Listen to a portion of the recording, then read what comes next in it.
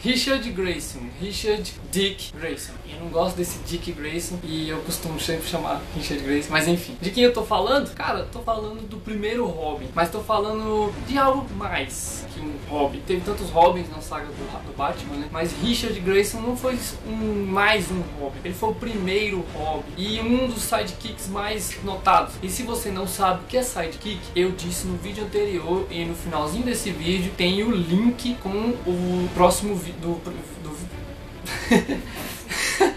tem o link do vídeo anterior falando sobre sidekicks, sobre o que é, qual foi a época, quais são os mais notáveis personagens, beleza? E aqui a gente veio falar não de um sidekick, não exatamente do Robin, mas de Richard Grayson, que era filho de dois acrobatas, né, que eles apresentavam juntos, era a família dos Graysons voadores, e criminalmente, de forma criminosa, seus pais acabaram morrendo, né? Foi sabotado a apresentação deles e seus pais caíram do picadeiro sem uma rede de segurança para protegê-los, eles acabaram falecendo com a queda. Richard foi atrás do criminoso e começou a agir como um justiceiro na noite. Bruce Wayne era amigo da família dos Graysons e ele adota e custeia os estudos e toda a educação de Richard. Quando ele percebe que Richard está agindo como um justiceiro na noite, como um vigilante, caçando os criminosos em busca do criminoso culpado pela morte de seus pais, Bruce, que é Batman, decide treiná-lo e ele se torna o primeiro Robin. Os tempos de Robin vão passando e lá pela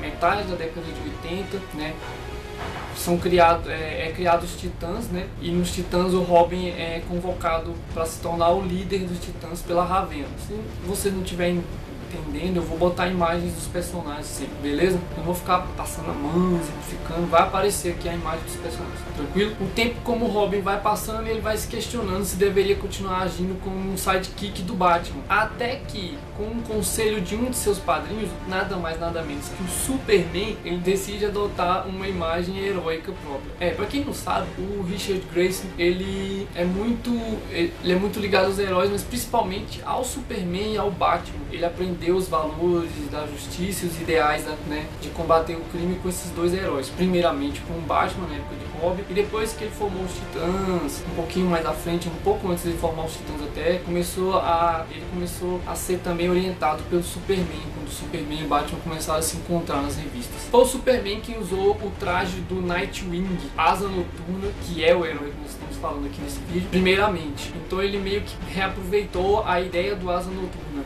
e aí ele criou uma identidade mais própria como Asa Noturna. Então em 84, Edmond Hamilton e Kurt Swan projetam o design do Richard Grayson como Asa Noturna, o primeiro design. E eu vou botar as imagens aqui. Nas imagens que vocês forem vendo aqui, você vê o primeiro uniforme dele aqui, depois uma pequena modificação na década de 90, finalzinho da década de 90, início de 2000, mais uma pequena modificaçãozinha, vai estar aí também a imagem. E a última é essa que vocês estão vendo agora, que ele com esse traje preto e vermelho. E esse traje aqui foi depois que ele temporariamente adotou o título de Batman. Teve um período em que Grant estava escrevendo as histórias do Batman e houve um período em que o Richard Grayson adotou também o título de Batman. Sobre alguns outros detalhes sobre Richard Grayson. Quando ele entrou para os Titãs, ele teve um relacionamento com a Coriander, a Estelar. Durou um certo tempo, eles quase se casaram, mas não deu certo. Atualmente ele tem meio que um rolo com a Bárbara Gordon, a Batgirl. E dentre alguns dos seus principais inimigos, eu diria principalmente que antigamente um dos seus inimigos grandes mesmo era o Psylon.